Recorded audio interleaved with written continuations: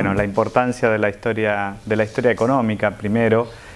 sería interesante marcar cómo la historia económica es una subdisciplina o una rama de la historia. Y por lo tanto tiene tras de sí la metodología o la perspectiva, la forma de abordaje específica que tiene la historia.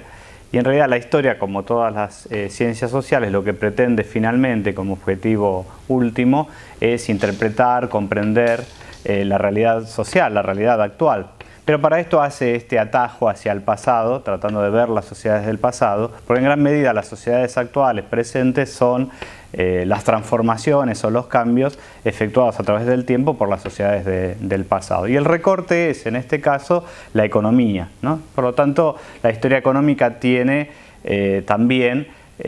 los instrumentos o la metodología o la perspectiva de abordaje propia, digamos, de la economía. Y ese recorte es muy interesante porque de algún modo marca las características, la formación económica, social de esas sociedades del pasado que pretendemos estudiar, insisto, con este objetivo último de comprender o de tener mejores herramientas para comprender la situación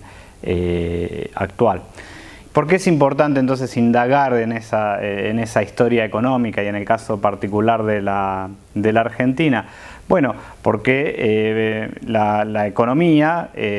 como otras ciencias sociales, brinda elementos para la comprensión de ese contexto, de esa sociedad.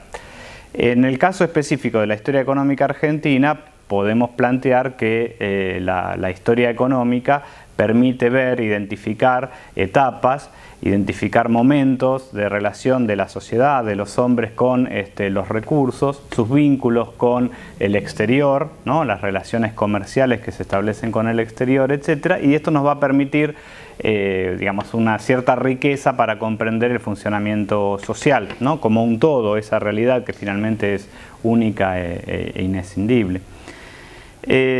Podríamos identificar entonces algunas etapas en la historia económica argentina, así lo han tratado de identificar desde mucho tiempo atrás algunos estudiosos, entre ellos en particular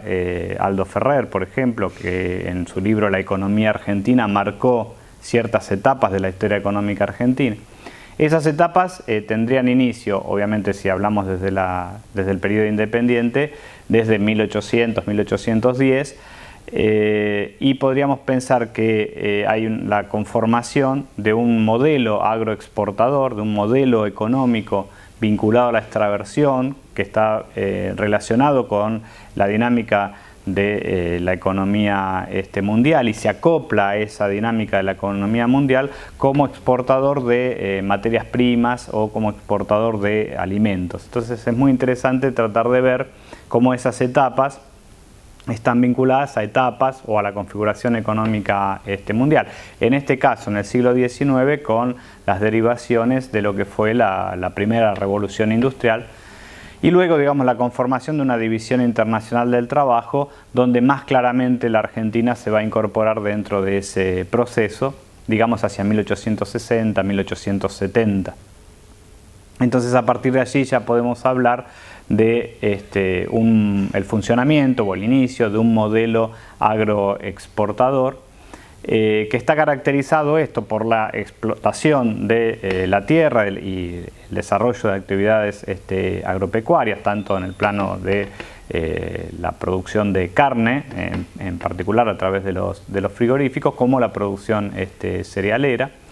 y donde recibe una fuerte dosis de inversión de capitales extranjeros que de algún modo van a establecer la infraestructura básica o necesaria para el desarrollo de ese modelo. En particular en el sector de los ferrocarriles, pero también en otros sectores y también en las actividades de tipo financieras, que permiten que empiece a funcionar todo ese engranaje.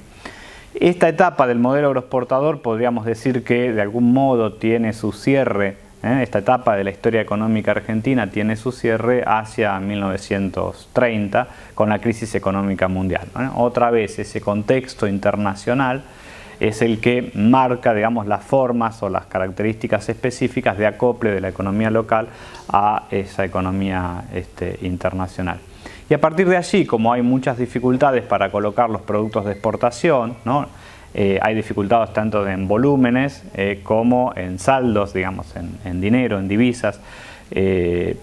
por problemas de precios de estos productos en el mercado internacional. Entonces la Argentina empieza a sustituir las importaciones, porque antes, evidentemente, como se podía colocar, era también muy fácil poder importar los productos que aquí no se desarrollaban. Pero ante esa imposibilidad empiezan en los años 30 a sustituir importaciones. Algo de esto también había sucedido en otros contextos previos, por ejemplo, la Primera Guerra Mundial, algo también importante en la década del 20, pero básicamente es el corte de los años 30 o la crisis de 1930 la que provoca esta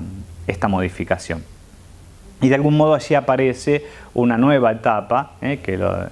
estudiosos de la historia económica llaman el modelo de industrialización por sustitución de importaciones, es decir, un modelo económico basado en el desarrollo industrial o en el crecimiento industrial que va sustituyendo lo que antes se compraba en el exterior gracias a las divisas que se obtenían de las actividades tradicionales o agropecuarias. Esto no quiere decir que buena parte de la economía siga girando en torno a las actividades agropecuarias, están muy presentes y además son las generadoras de divisas, pero en paralelo se va desarrollando un sector industrial significativo ya en los años 30 y sobre todo en el contexto de la Segunda Guerra Mundial y en la inmediata posguerra hay impulsos o nuevos impulsos en este sentido para llevar adelante estas políticas. Es decir, hay políticas públicas en un contexto además de predominio de las ideas keynesianas a nivel internacional, etcétera, para impulsar las actividades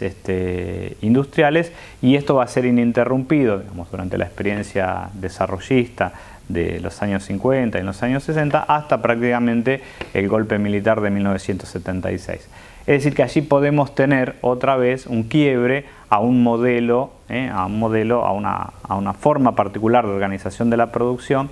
que caracteriza la historia económica de ese periodo. Y a partir de 1976, que se combina además con un nuevo escenario internacional post-crisis de 1973, con predominio de actividades financieras, con menor desarrollo de los estados de bienestar, digamos una característica de la economía mundial particularmente diferente a la que había sido los años dorados de la economía de posguerra. En la Argentina se desarrolla una nueva etapa